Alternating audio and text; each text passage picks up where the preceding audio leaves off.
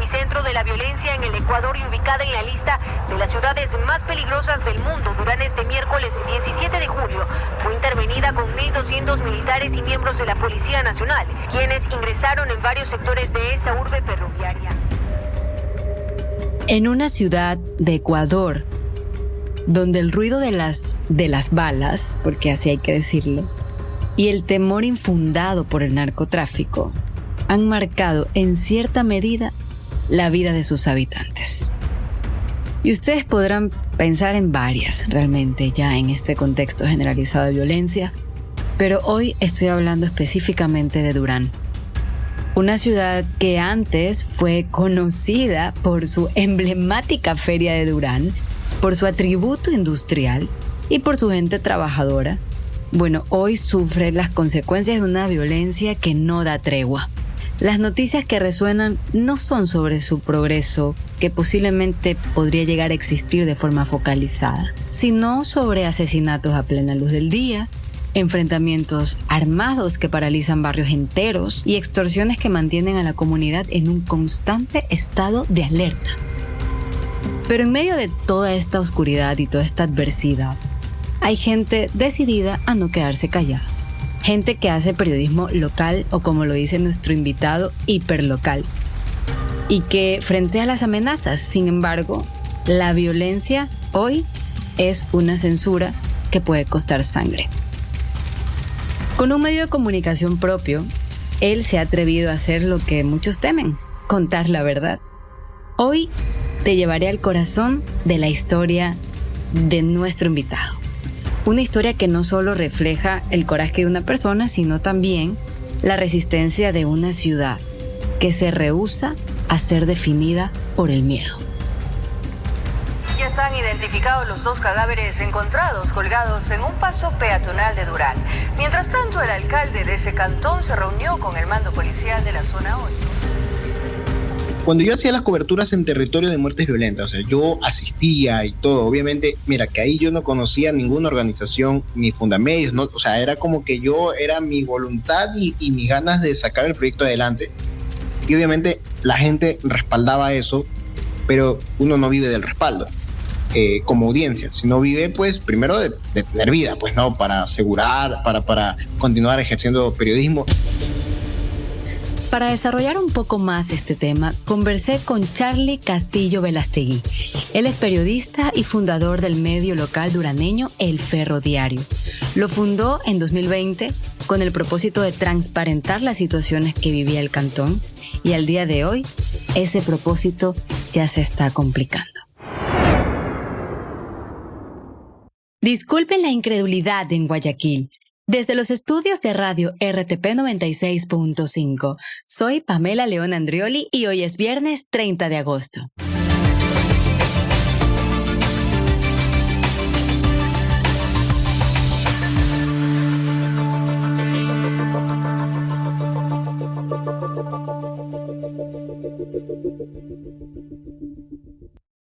Nosotros vemos noticias alarmantes de Durán. Por ejemplo, lo que a mí se me viene a la cabeza fue la masacre en el Cuerpo de Bomberos, pero yo no me olvido de lo que pasó en 2022 con los dos cadáveres colgados en el puente que te da la bienvenida a Durán.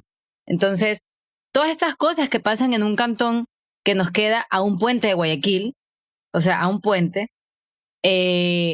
¿cómo es hacer periodismo? ¿Cómo es hacer noticia en un cantón que todo el tiempo está en emergencia, que está en alerta? Es muy difícil cuando tú te enfocas en hacer periodismo local. Lo que yo hago es periodismo hiperlocal, incluso me han denominado algunas organizaciones que defienden la libertad de prensa. Prácticamente el medio surgió bajo esa visión, bajo esa idea, de hacer periodismo, como yo les suelo decir entre amigos, por y para Durán.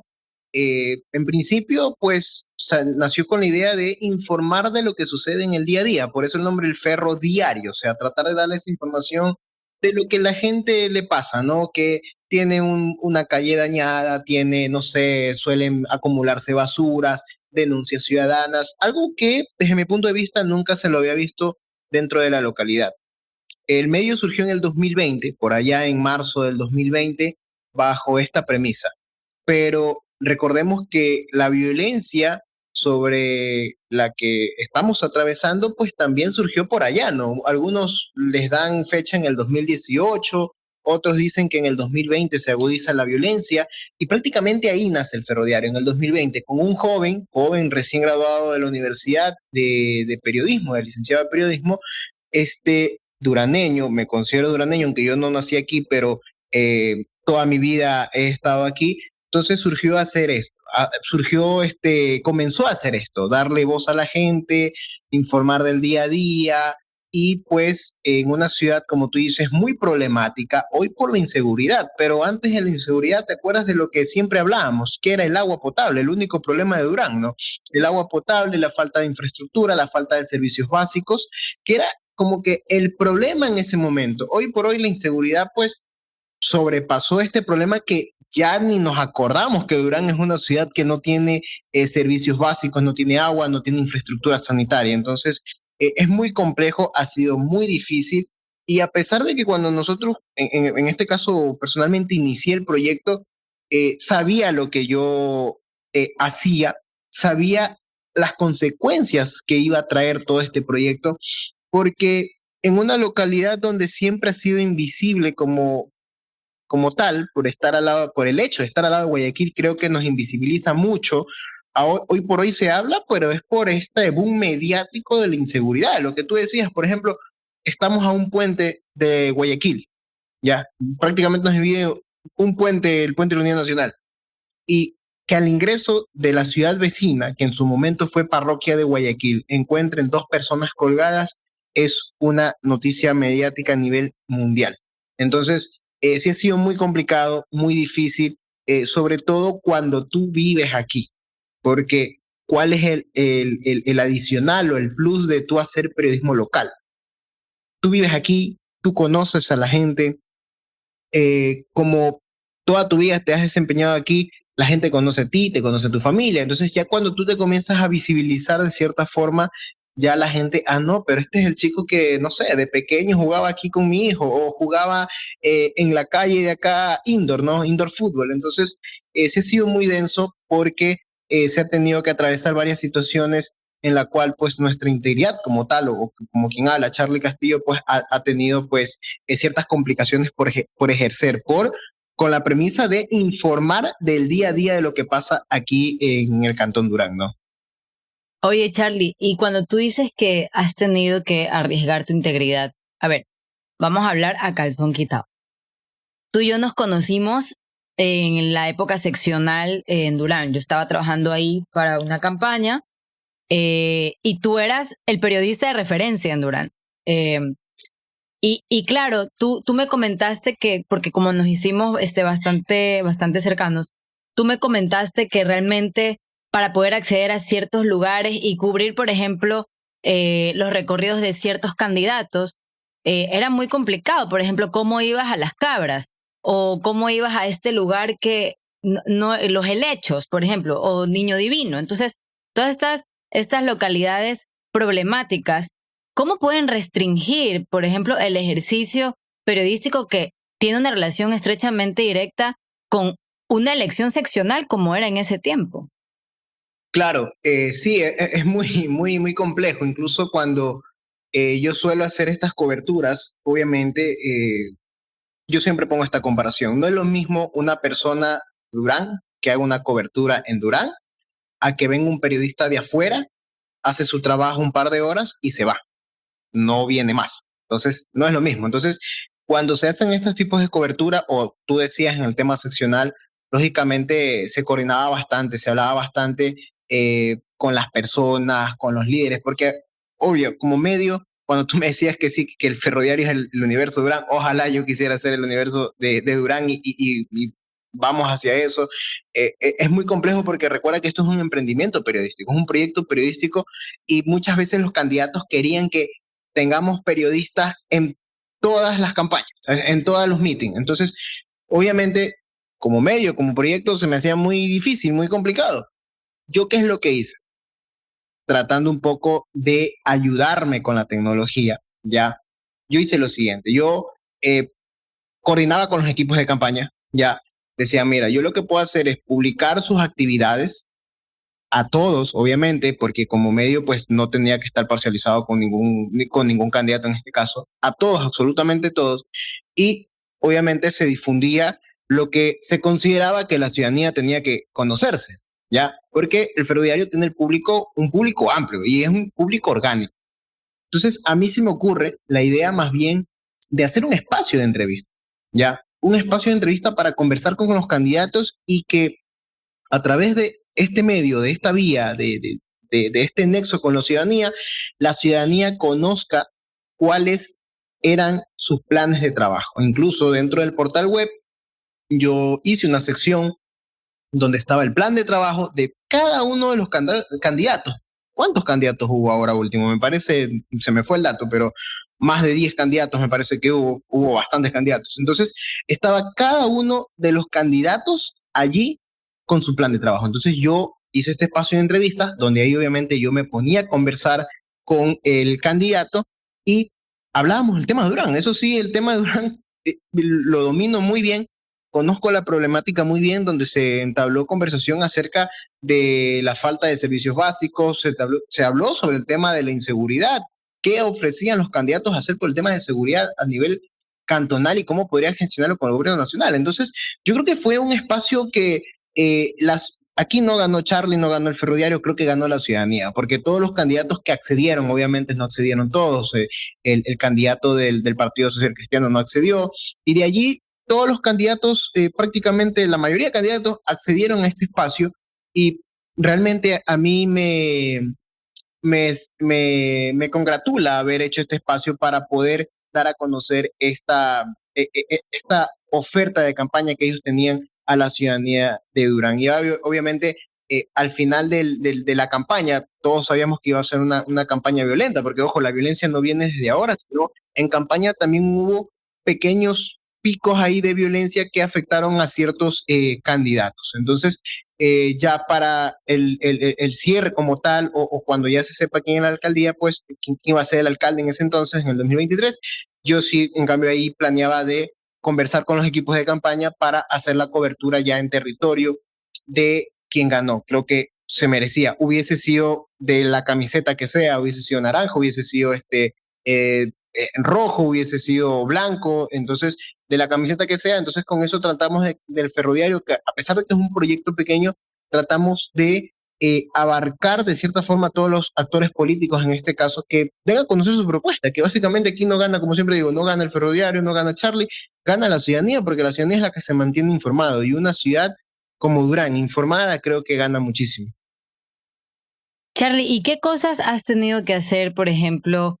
No sé si has recibido, vamos a decirlo así claramente, si has recibido amenazas, has tenido que tal vez generar una distinción en tu comportamiento por ser ese chico del barrio que todo el mundo conocía y que ahora expone cosas, porque, por ejemplo, yo he visto algunas de las noticias que tú muestras y son, por ejemplo, casos digamos, que expone a ciertas bandas.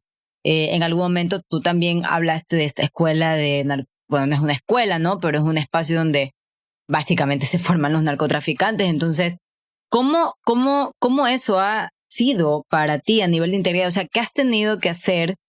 O sea, te han amenazado y has tenido que tomar medidas al respecto. ¿Y cuáles han sido estas?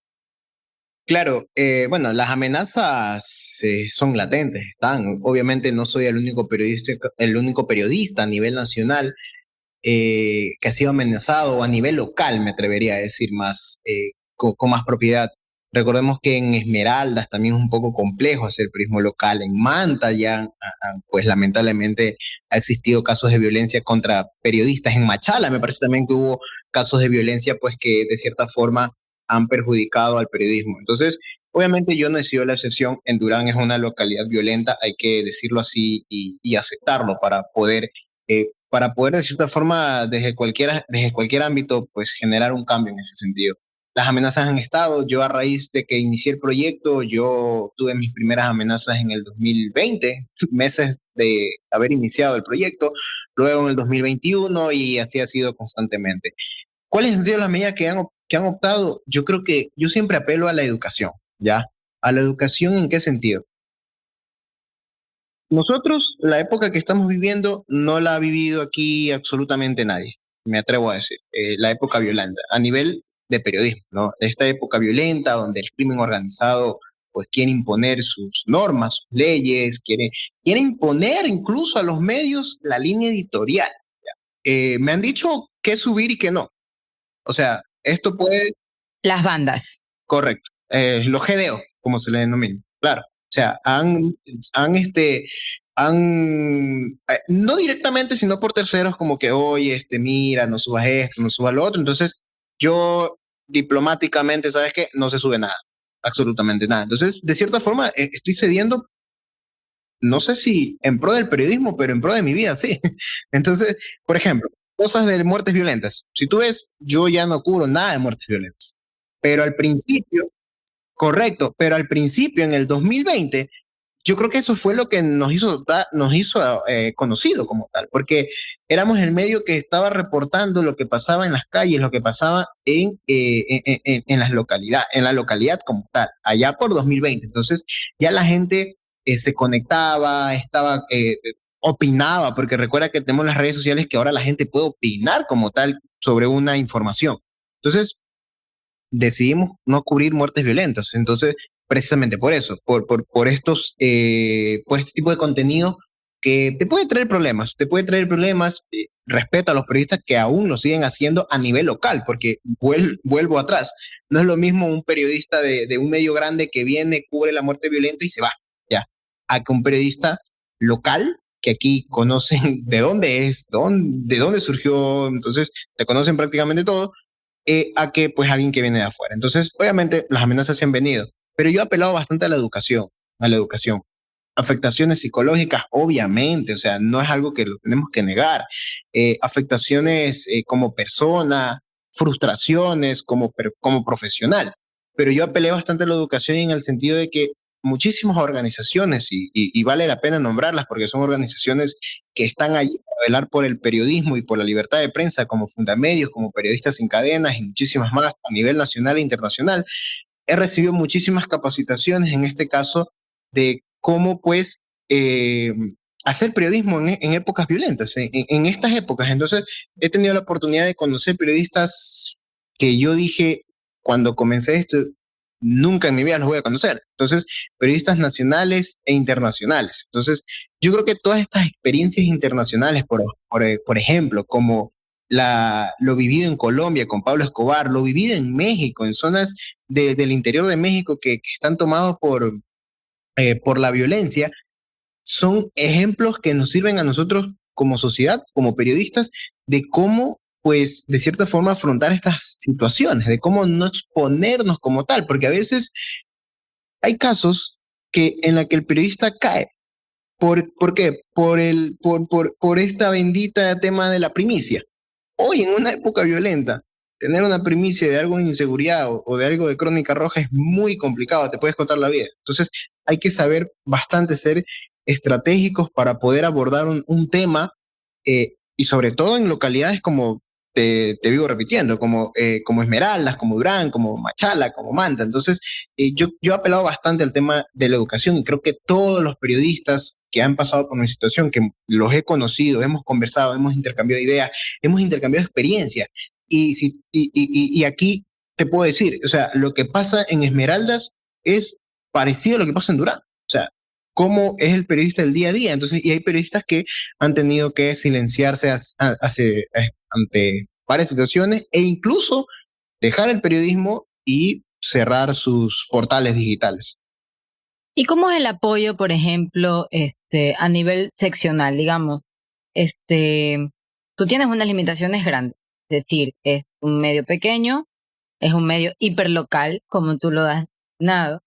Es un medio que está de cierta manera censurado. Lo que pasa es que no te están censurando el gobierno, te está censurando los grupos de delincuencia organizada. O sea, es una censura y también es un disparo a la vida, ¿no? Entonces, ¿de qué manera esa censura letal, porque podemos decirle así, tiene cabida por ejemplo, en espacios de gobernanza local, y tú la alcaldía o, por ejemplo, demás gobiernos autónomos descentralizados que tengan influencia en Durán?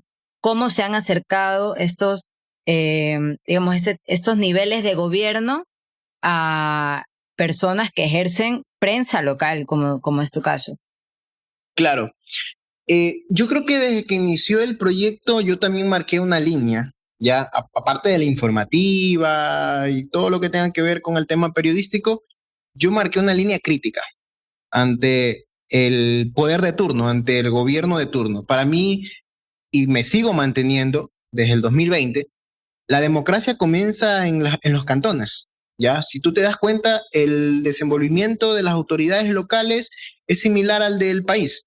El ejecutivo es el alcalde, el ejecutivo a nivel de país es el presidente, el legislativo a nivel de país es la asamblea y acá el consejo cantonal.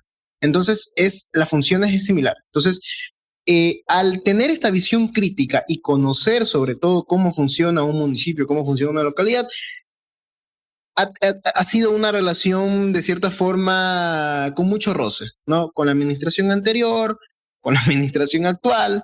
Entonces, no es mi línea irme por como que, ay no, conviértete en un vocero del municipio. No, no, no es mi línea. Yo siempre he sido crítico. Si hay situaciones que hay que poner, como te digo, o sea, prismo local, lo que la gente te pida es que le solucionen los problemas. O sea, la gente, el vecino de aquí a un lado te pide es que, Charlie, o como me dicen, ferroviario, quiero que me asfalten la calle, quiero que arreglen los baches. Ya, entonces, ante eso sí ha sido como que un poco complicado esta relación de prensa, gobierno local, por lo menos desde mi punto de vista, desde mi perspectiva, porque siempre marqué esa línea crítica. Ante otros gobiernos, como por ejemplo podemos decir la prefectura, ha sido más cordial, ¿no? Un poco más cordial. No es que tampoco ha habido tantos acercamientos a nivel con los gobiernos, con el gobierno de la prefectura como tal. Hace poco me da un poco de, no sé si es de gracia o de risa o de respeto incluso, porque estábamos haciendo una nota sobre una vía de la vía Tanasa, una famosa vía Candurán que nunca ha sido intervenida, y comenzamos a preguntar, o sea, le dimos voz a la gente y lo básico del periodismo también que dice pues la prefectura, porque la prefectura en ese momento, hace unos meses se comprometió en arreglar esta vía y de la prefectura, el equipo de comunicación me dijeron como que, oiga, pero es que ya vamos a arreglarlo. Entonces, yo le digo, no, o sea, solo estamos haciendo la nota, es informativa porque la gente nos está preguntando qué pasó con la promesa, con la oferta de la prefectura de arreglar. Entonces, supuestamente en septiembre inician ya los arreglos como tal. Entonces, yo creo que en ese sentido sí he marcado como que esta línea de una línea crítica ante los poderes locales, porque, a ver, si nos ponemos a analizar un poco, los medios que están a nuestras espaldas, hablando de Durán a Guayaquil, que están en Guayaquil, como Expreso, El Universo, muy respetados, yo los admiro totalmente, pero muchas veces ellos manejan una agenda de local, pero Guayaquil, ¿ya?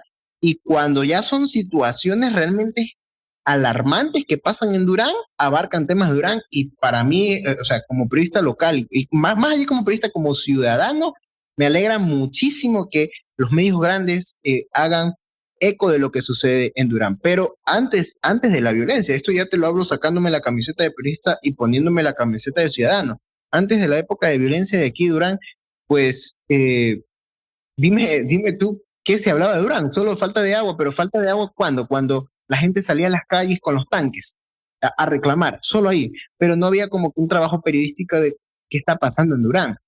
Y Estás escuchando Disculpen la Incredulidad, el podcast original de RTP 96.5 en Guayaquil. Claro, sobre todo el tema de la legalización, que Durán nace básicamente de la informalidad, entonces, entonces esos temas son los que también originan, y eso te quería preguntar, porque el tema de legalización debe ser muy complicado de administrar a nivel de gestión porque hay ocupación y no necesariamente de gobierno, ni de gobierno local, por las limitaciones y censuras que también tiene, entiendo, el gobierno local. ¿Cómo, por ejemplo, yo recuerdo a Miguel Santos Burgos, ¿ya? Lo recuerdo bastante bien. Siempre siempre conversábamos y de repente un día lo mataron. Y él se encargaba de legalización. Yo te pregunto, él era director de terrenos de la administración del alcalde de Chonillo. Entonces, te pregunto, si para un funcionario es complejo abordar el tema de legalización, con todo lo que significa es ordenamiento, ¿no? Y para ordenar tienes que sacar cosas. ¿Cómo es entrar a sectores, por ejemplo, que están completamente tomados y que, por ejemplo, tú quisieras sacar un testimonio, hablar con alguien, pero si a Miguel le pasó esto, ¿qué le puede pasar a un periodista que tiene un medio tan local? Es complejo. El tema, o sea, aquí la situación es que tienes que, como periodista, hacer estrategias de cómo entrar a un sector, literalmente. ¿Y cuáles son? ¿O no se pueden decir por un tema de seguridad? Estrategias, pues, como líneas generales, es coordinar con las personas de confianza en los sectores. Ya, básicamente. Yo he ingresado pero no hacer tema de asentamiento irregular, pero yo he ingresado a las 288 hectáreas, donde he ingresado, pero a la parte donde, o sea, no hay nada. O sea, para mí fue impactante como joven, como periodista, pero fue un tema que está publicado, una entrevista de una activista social que allá, o sea, yo trataba de darle ese enfoque, ¿no? De todo lo malo que se conoce, darle como que esta parte positiva, estos gestores sociales que están haciendo algo positivo en estas zonas conflictivas. Y era una gestora social que tenía un huerto, ya, grande, no sé si en algún momento has escuchado, que no sé si tendrá hasta el momento, tenía un huerto y que capacitaba a las amas de casa de allá, de este sector, de una sola fuerza que pertenece a las 288 hectáreas, capacitaba de cómo reciclar el agua, ¿ya? Cuando lavaban, cuando el tema de las frutas, cómo sembrar, entonces, pero cómo yo, o sea, si yo quería ingresar allá, la única forma de entrando era hablando con los líderes sociales. Entonces, ahí, cuando yo llego, pues, obviamente te reciben, sí, ¿qué tal? ¿Cómo está? Soy yo, conmigo estuvo en contacto, entonces, y ya existe como que de cierta forma de cierta manera, exactamente es un protocolo para poder ingresar y reducir los niveles de riesgo, me atrevería a decir. Pero ojo, no fue un tema como que de violencia como tal, fue algo como con otro enfoque, ¿no? Ahora imagínate cuando sean temas de violencia, o sea, solo pongo esto para darle un poco, exactamente, fue un tema comunitario, ya.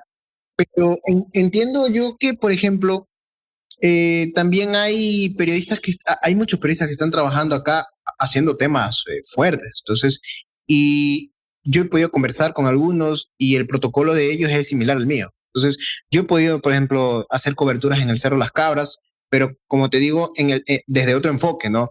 Porque antes había una escuelita de fútbol arriba que permitía a los niños pues recrearse en esta zona también conflictiva de Durán. Y fue de igual forma. Entonces, y el protocolo o esta estrategia como tal es la misma. Seguramente varía dependiendo el impacto de la noticia o del tipo de noticia que vayan a cubrir. Pero siempre es importante de que para estas situaciones existe un protocolo de cómo ingresar, qué vas a cubrir, con quiénes vas a hablar y cómo salir. Hacer una hoja de ruta, prácticamente. Es una hoja de ruta. Porque imagínate si tú entras pongamos ejemplo, imagínate que un periodista vaya al recreo, ¿ya? Y como no eres de aquí, o sea, pongamos un periodista de afuera, como no eres de aquí, quieres salir y en alguna situación que no sea positiva en este caso, ¿cómo sales? No conoces el camino. En cambio, la gente que vivimos aquí o periodistas que viven aquí o los ciudadanos, e incluso periodistas que vienen de afuera, he visto que coordinan con líderes sociales de aquí que conocen la localidad, o sea, ya van con ellos. Porque para alguna situación de emergencia tienes que salir, el chico de aquí ya conoce por dónde salir, pero cuando tú estás afuera, no, es como cuando tú vas en un carro y no sabes por dónde salir y te quedas, y en una ciudad como Durán es complicado quedarse así. Mira, ahora te voy a hacer una pregunta en donde voy a enlistar un par de noticias que tú has sacado en el último tiempo y las voy a contraponer con otras de otros medios. Y quisiera que nos cuentes un poco el escenario o la forma en la que estas noticias se vivieron allá, porque, por ejemplo, el fin de semana hubo un hecho heavy, muy fuerte de violencia en Durán. eh, y claro, nosotros lo vemos como algo, como lo que es un hecho violento, apoteósico, que refleja el nivel de, digamos, de complejidad del tema.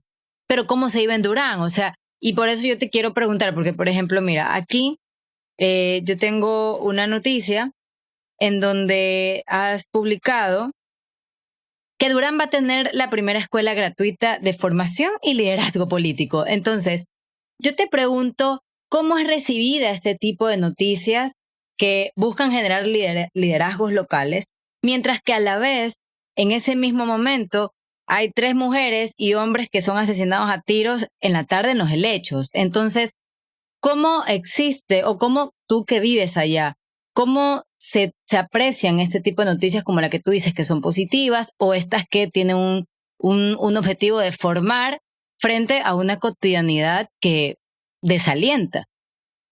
Claro. A ver, ¿cómo la recibe? Te la puedo hablar desde el punto de vista de mi audiencia como el ferroviario. A mí me gusta leer todos los comentarios, todo, absolutamente todo. Y lo que te dije al inicio, que yo hay temas que ya prefiero evitarlos, lógicamente la gente se da cuenta. Lógicamente la gente se da cuenta, porque la gente dice, a ver, pero antes había un medio que publicaba todo lo que pasaba en Durán, ¿ya? Y yo he leído comentarios, no, es que ya se vendió.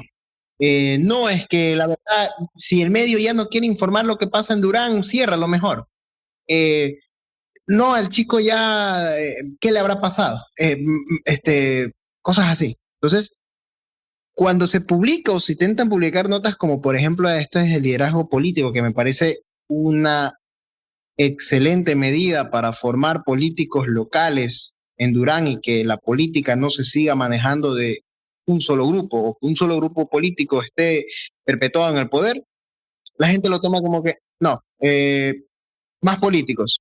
Han pasado tanto tiempo cierto partido político por el alcaldía y nunca nos han dado agua, nunca tenemos alcantarillado. Entonces la gente...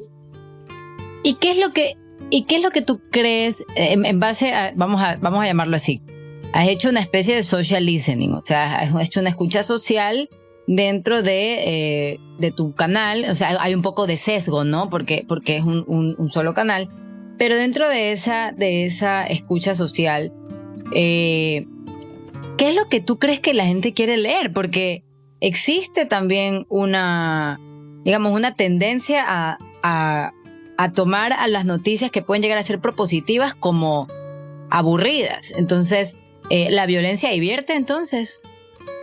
No creo que divierte, pero vende. Lamentablemente. Es así, porque cuando yo hacía coberturas de muertes violentas, yo tenía un público enganchado en un en vivo, 5,000, 8,000 personas. Y te posicionaba en las redes, no he hecho en vivos, pero cuando hago en vivos que no son de muertes violentas, tengo un público de 100, 150 y no va más. Pero a nivel de reproducciones después se refleja. Pero no es lo mismo una situación de muerte violenta. O sea, y te lo digo y está ahí en las redes. O sea, si tú te pones a ver los en vivos en el 2020, por ejemplo, 2020-21, hay reproducciones que llegaban a 30,000, 40,000 videos, que llegaban a 40,000, 30,000 reproducciones. Yo creo que, a ver, yo siempre he dicho que la gente de Durán es muy complicado. El público de Durán o la audiencia, no de Durán, del ferroviario, porque una cosa es hablar de Durán, otra cosa es del ferroviario. La audiencia del ferroviario, que mayoritariamente es de Durán, según las estadísticas que yo tengo, es muy difícil, ya. Yo siempre he dicho que hay que saberle llegar a las personas de Durán. Y tú sabes que el morbo de la violencia que existe alrededor de eso, o sea, yo le llamo morbo, ojo, que ponerle la etiqueta de morbo no quiere decir que queramos ocultar de lo que sucede. Realmente si por mí fuera, o sea, si como medio yo tuviera la capacidad económica que tiene el Universo o la capacidad económica que tiene el Expreso, yo siguiera cubriendo esas noticias, ya. Pero lamentablemente no es así. Es un proyecto periodístico, es un emprendimiento que todavía está en vías de poder encontrarle un modelo de negocio que sea sustentable para poder abarcar los temas que la gente o la ciudadanía pide. Porque te digo, a mí me piden, Charlie, hazte tal tema. Charlie, ¿y qué pasa con el otro? Entonces, pero cuando se trata de muertes violentas, te digo que esa es la reacción de los comentarios que yo he leído. O sea, yo personalmente yo leo al público a mi público, que como te digo, es mayoritariamente Durán, y que ellos piensan que ir a hacer cobertura de una muerte violenta es como que ir y sacar el celular y ya. Y no es así. Más aún cuando ya tienes amenazas. Solo para compartirte una anécdota. Cuando yo hacía las coberturas en territorio de muertes violentas, o sea, yo asistía y todo, obviamente, mira, que ahí yo no conocía ninguna organización ni Fundamedios, ¿no? O sea, era como que era mi voluntad y mis ganas de sacar el proyecto adelante. Y obviamente la gente respaldaba eso, pero uno no vive del respaldo como audiencia, sino vive, pues, primero de tener vida, pues, ¿no? Para asegurar, para continuar ejerciendo periodismo y cuando uno iba, o sea, eran situaciones tensas. Y yo iba y habían caras conocidas, como que, mira, ese man es el de por acá, ese es el del otro barrio. Entonces, y la gente ya te veía y tú comenzabas a sacar, a transmitir, y la gente te saludaba, sí, yo lo sigo y toda la cuestión. Pero se veían momentos tensos. Porque, por ejemplo, uno suele estar ahí y habían comentarios como que, ¿por qué no fuiste a transmitir el otro muerto? Por ejemplo, ya, uno no sabía a qué banda pertenecía uno, entonces como uno estaba en el lugar transmitiendo, los de la otra banda querían que transmitan el otro muerto. O sea, si me entiendes más o menos la magnitud de lo que puede ser. O sea, las bandas quieren que se transmitan estas cosas, ¿no? Porque envían mensajes a través, claro. Por supuesto. Claro, y esa es otra. La difusión de terror también genera miedo y genera el temor en las localidades y a nivel nacional. Entonces, es ahí donde uno se plantea pues el tema. O sea, incluso yo he tenido capacitaciones de cómo hacer estos tipos de cobertura para no estar en el morbo incluso. Porque ahorita cualquier persona, y en Durán hay muchísimos grupos, cualquier persona se forma un grupo de difusión, canal de Telegram, un canal de WhatsApp, y comienza a mandar imágenes crudas. Y tú sabes que como no son periodistas, no verifican, no contrastan la información, son cosas que surgen. Pasan y se viraliza y se hace una bombita de tiempo y va creciendo. Entonces, cuando hay estos grupos, la ciudadanía piensa, no, pero es que acá me informan estos grupos, sí, pero muchas veces no sabemos el origen de la información como tal. Pongamos que haya sido algún elemento de, no sé, que algún elemento de un GDO creó un grupo solo para difundir terror, que ese es otro. Es el tema que estoy diciendo. Entonces, es muy complejo el tema, y a veces yo sí entiendo en ese sentido a la Policía Nacional cuando, o sea, el periodista tiene que cubrir el tema de la muerte violenta, pero yo creo que hay formas, ¿ya? No como hacen a veces ciertos medios, pues, que son o están con esta línea sensacionalista, ¿ya? Y los propios periodistas dicen, o sea, como que si van a cubrir, los propios policías dicen, si van a cubrir, pues, con base en la información oficial que se tenga, ¿no? Entonces, es un tema bastante complicado, bastante denso, y que, por ejemplo, como te digo, o sea, el tema de las muertes violentas se ha dejado de cubrir en el ferroviario como tal, porque precautelamos la vida en ese sentido. Ok, Charlie, la verdad, dura tarea. Bueno, desde lejos, quiero que sepas que más allá de cualquier cosa, creo que es importante lo que estás haciendo. No te voy a alentar a que lo sigas haciendo porque no quiero asumir las consecuencias. Pero lo que sí creo que vale la pena ahora destacar es que te interesa educarte para el medio no muera, porque creo que el fin noble de 2020 no puede, o sea, no debería cercenarse. Y quiero que sepas que eres un peladito, eres un bebé, eres chiquito, creo que tienes, ¿cuántos años tienes? 27 va a cumplir. Tienes 27 años y te estás arriesgando tanto por tu cantón, y quiero que sepas que esto tiene un gran valor. No, muchísimas gracias, Pamela, por esas palabras y como tú dices, la idea es reinventarse, educarse, sobre todo en la profesión, y creo que en todos los ámbitos los maestros se han de estar educando de cómo afrontar una situación con algún niño, los policías sobre todo, los políticos incluso, cómo ahora en estas elecciones que se vienen, cómo hacer campaña en una época de violencia.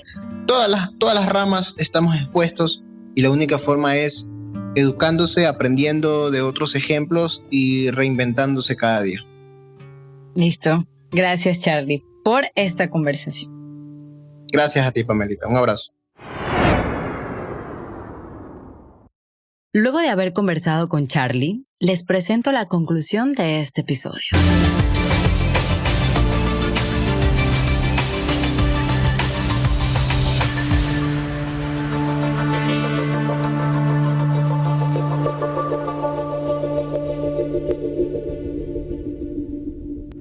En un lugar donde la esperanza parece haberse desvanecido entre el eco de la violencia y las sombras del narcotráfico, la decisión de Charlie, y de otros también, por supuesto, de no permanecer en silencio, de utilizar su voz y su medio para contar las historias que otros temen, es un recordatorio de que la verdad, por cruda que sea, siempre encuentra su camino.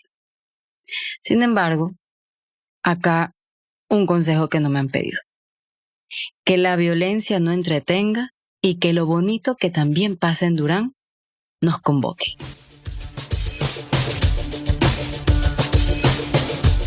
Disculpen la incredulidad, es original de RTP Radio Podcast. Soy Pamela León Andrioli. La producción y el diseño de sonido son de Benjamín Villagrán. Escucha todos nuestros episodios en infograma.net o en tu plataforma favorita de podcast. Nos encontramos el próximo viernes en otra entrega.